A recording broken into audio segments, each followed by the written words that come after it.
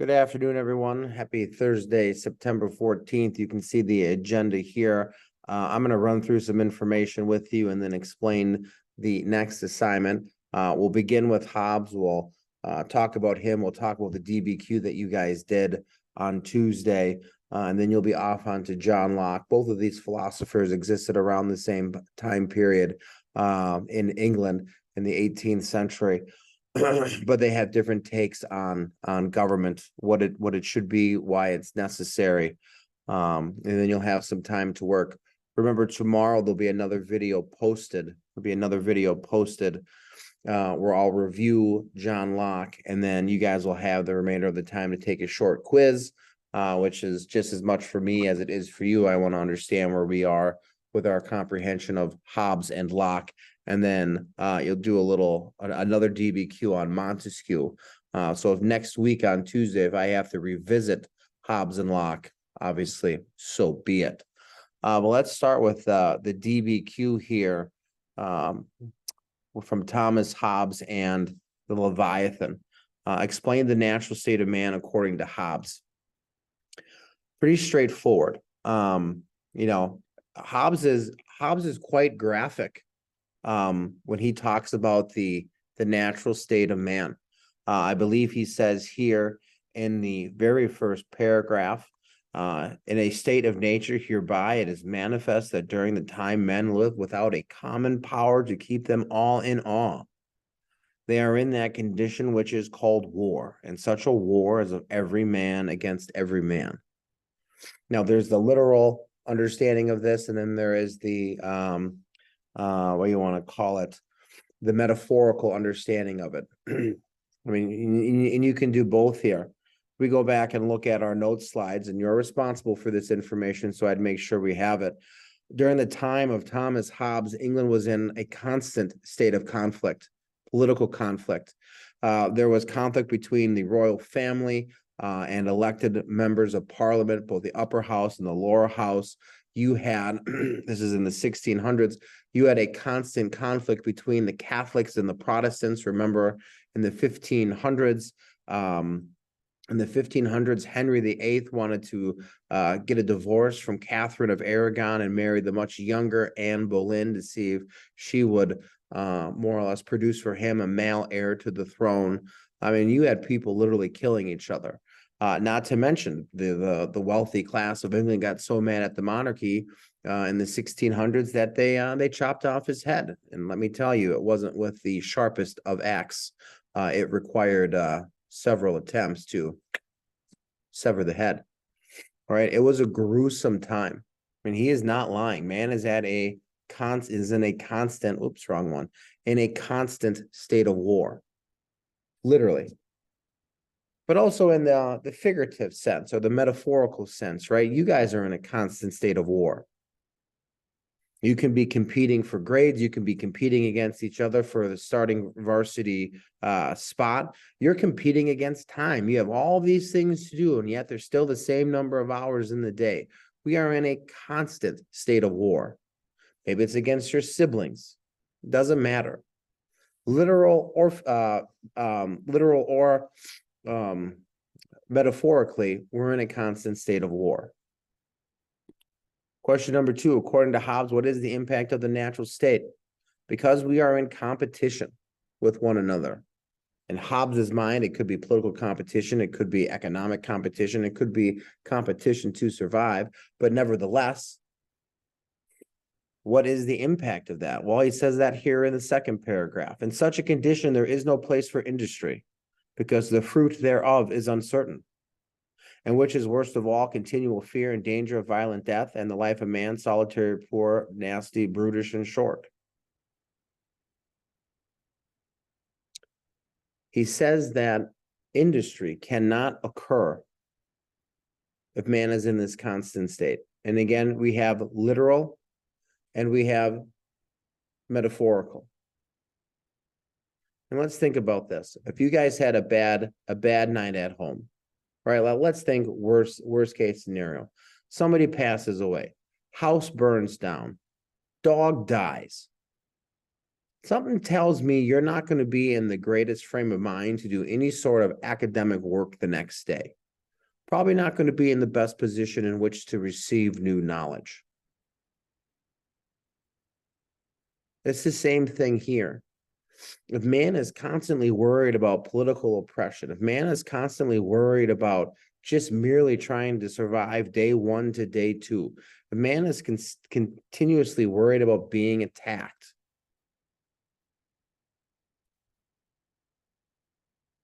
industry is not important. It is not a priority. If man is worried about trying to just make it to the next day, that is literally the only thing that he's worried about. Now, again, we have the literal understanding of this, and we have the metaphorical understanding of this. Why industry is so important is Hobbes is not just talking about people going to work. Hobbes is talking about what industry represents. Industry represents wealth. Industry represents progress. Industry represents innovation. It is industry that has driven the human mind, the human race forward. I mean, think about this. We are constantly coming up with new stuff. We are constantly coming up with new technology. We are constantly coming up with something better. Those things don't exist if man is continuously trying to just not be killed on any given day. If our basic needs are not being met, then we cannot advance as a society. And in industry, and his reference here, industry is largely a metaphor for advancement. If we go back to our note slides here, right? It says it right here. England in the Civil War during Hobbes's life. I can guarantee you all the peasants aren't worried about working their jobs, producing agriculture, coming up with innovation, trying to advance the human race, because in their world, they're about to die. Mankind is coming to an end because you literally have thousands of Catholics and Protestants killing one another. If you are in this constant state of war, there's no room for advancement. You don't have time to worry about advancement. You're worried about staying alive. Because of this constant conflict, Hobbes believed that the government should be an absolute, complete, total power. A Leviathan, if you will. If you ever read Leviathan, Leviathan is this sea monster almost. This all-powerful sea monster. In the first paragraph, he talks about a common power to keep them all in awe. In the last paragraph, he talks about where'd it go? Here it is. If a covenant be made wherein neither of the parties perform presently, but trust one another in the condition of the mere nature, which is a condition of war of every man against every man, upon any reasonable suspicion, it is void. But if there is a common power set over them both, with right and force sufficient to compel the performance, it is not void. Think about if you have siblings. I would imagine you spent a lot of your childhood arguing, fighting with your sibling, and yet you had some power over you. It was probably your parents that got you to stop fighting with one another, at least until they turned their back and walked out of the room. Hobbes argues that there has to be this powerful government over both, over all people, to quell this hostility, this violence, this constant state of war. There's one thing that is loosely mentioned in the document, okay? And it's this presence of a social contract. For any government to form, for any government to be established, for any government to perform any function, the people must first do something, and that's give up their rights. When you think about the United States, Our government cannot do a single thing unless the people have agreed to give up the right to do that. Nothing can be done without our consent. Laws can't be passed. Acts of war cannot be called. Militaries cannot be raised. Roads cannot be laid. Taxes cannot be levied. Changes to education cannot occur unless we as a people allow them to do that. We are the ones who have given up our rights. Hobbes argues that for this all-powerful government to be established, Leviathan, the people first have to give up their rights.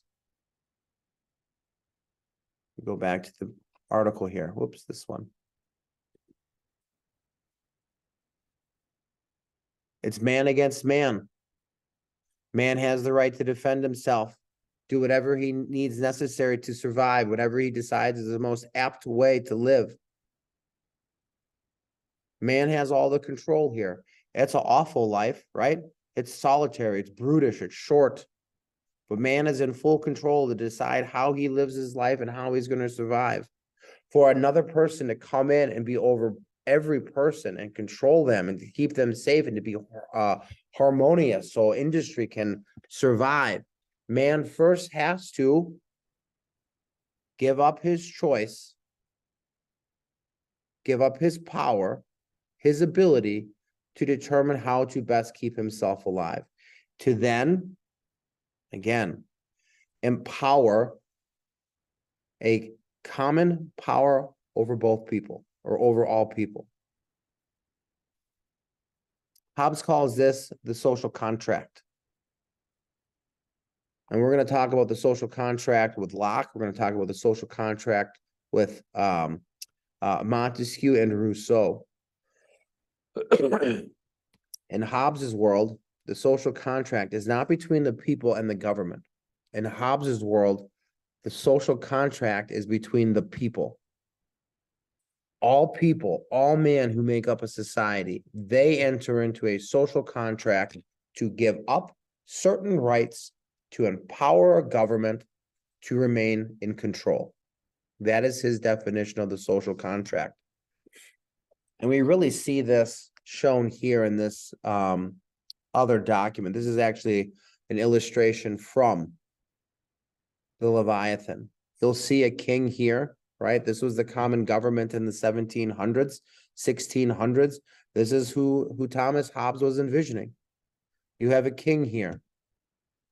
The king is all powerful and looming. If I went to Schoology and showed you another assignment, this would probably be easier to see. Let's go back here. Go into the assignments. This is a better document.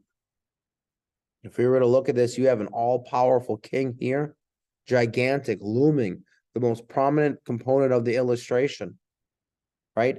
Peering over the entire valley, peering over the entire village. This is the common power that will keep all people in awe, as he said. And go back to this one so we can zoom in here. You'll see that the king is largely comprised up of different groups of people. What looks like have some sort of military garb on, helmets, swords. What's being depicted here is that the king's power, his size, his influence is made up of the people who gave up their rights to handle their own matters, to empower the government to handle it for them. You see a king with a sword, representing military might, policing power, enforcement power. I don't know about you, but I don't mess with people who have swords. Seems like a bad idea. Probably going to listen to a person who's got a weapon because, yeah, I'm just really not ready to die today. We'll see how long this cold lasts. Maybe I'll change my mind. On the other hand, On the other hand, you see a crosier, which is a symbol of the church. Hobbes also believed that not only should the king be in charge of the social life, the political life, he should be in charge of the religious life. People need one ruler to settle matters for them. So he's the head of the church, he's the head of the government, he's the head of the military. Again, we go back to our slides, we're talking about England. I don't know how closely you guys follow the coronation this past summer. But in England, the king and the queen is the head of the English church because, again, Henry VIII wanted to go after a younger woman. When the Pope wouldn't give him a divorce, he said, forget you, bruh. I'm the Pope now, and starts his own church. But it's in Hobbes's world that if the people give up their power, if they surrender some of their rights to empower one common government, people will stop fighting one another because they have to listen to the king and his decisions. And if you don't listen to the king and his decisions, then there is consequence. And if people are being respectful of one another, people don't have to be worrisome about danger and violence, then the most important thing can happen. And that's the development of industry right here. This is going to be something that we come back to a lot. And later on this unit, I'll explain why industry is so important. But I think you understand why industry is important. Industry means money. Money means wealth. And let's face it, that's what makes most of the decisions in human history is wealth.